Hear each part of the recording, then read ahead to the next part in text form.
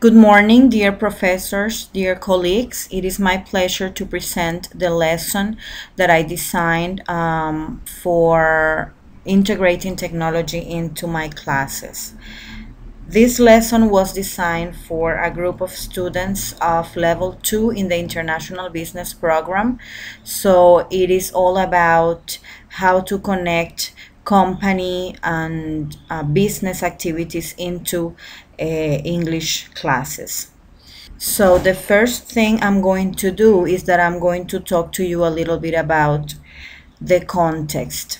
This lesson is going to happen right at the end of Unit 8, which is about finance. Students will be able to or should be able to describe company performance by the end of this lesson. So all along this lesson, they have been studying and learning and practicing vocabulary about how to describe a graph and how to refer to visuals when they are in a presentation of this type of information. Now, how am I going to integrate technology in this class? The idea is to go from this to this. So I'm planning to use technology on two stages, in the designing stage and in the publishing stage. For the designing stage, I'm gonna request my students to use technology in order to design their graphs, the graphs that they are going to present. So they can use any software or any program that they want. It can be, or I can suggest Holy or DIY chart, or they can use Excel, PowerPoint, Microsoft Word, whatever they want. This is going to be in class, and they will be working individually. And then when they are going to publish their graphs and present it, they will use VoiceThread. The lesson will be more or less like this. As I told you before, students will work individually first in designing the graph according to the department they chose to work for. Then they will have like a time to show their peers what they've done and rehearse their presentations, and then the teacher will be scaffolding in this step by showing them and providing support as to what type of language they have to use and what kind of things they can improve. And after that, they will go to VoiceThread and they will have to publish their graphs and present it. So the teacher will divide the class into groups of 4 or 5 students, and then students will publish their VoiceThread or their graphs with their presentation, and the students in the group will have to go there and simulate that they are their colleagues that are listening to the presentation, so they will have to ask questions or comments to the presentations. Here is an example of what students are supposed to do.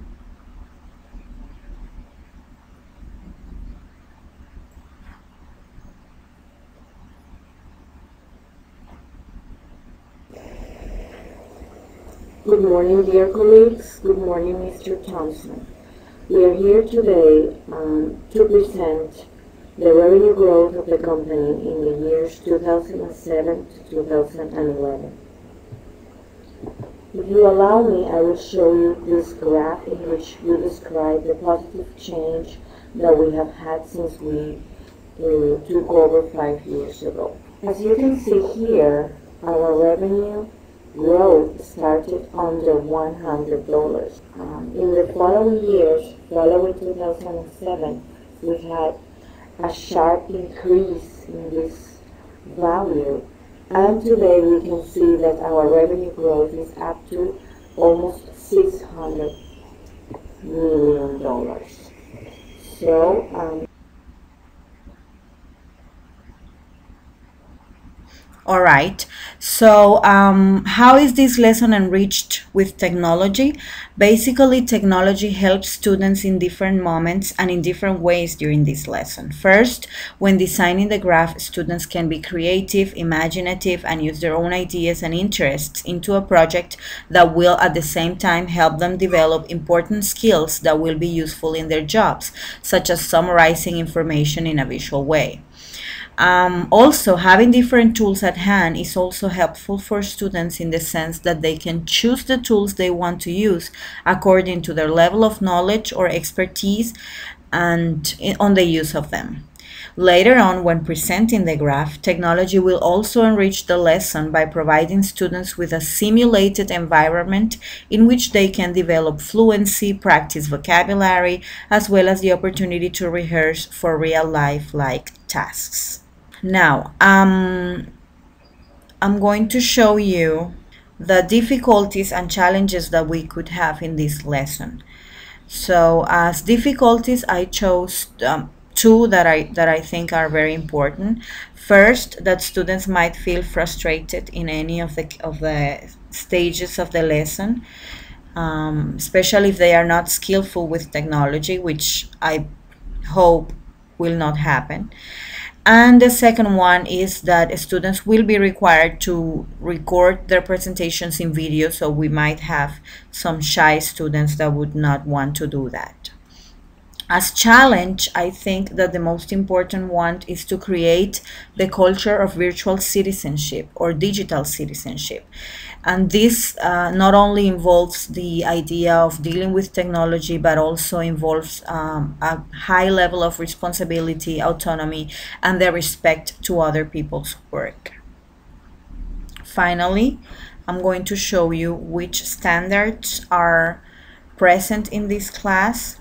We have, from the part of student, we have standards belonging to categories creativity and innovation, because students will apply existing knowledge to generate new ideas. They will create original works as a means of personal or group expression.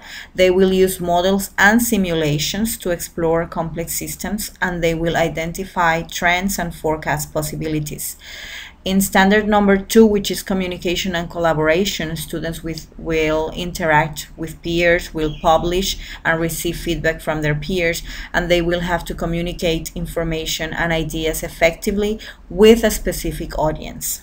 And finally, technology operations and concepts, because students will have to understand and use technology systems, select and use applications effectively, and if they find any, troubleshoot systems or problems.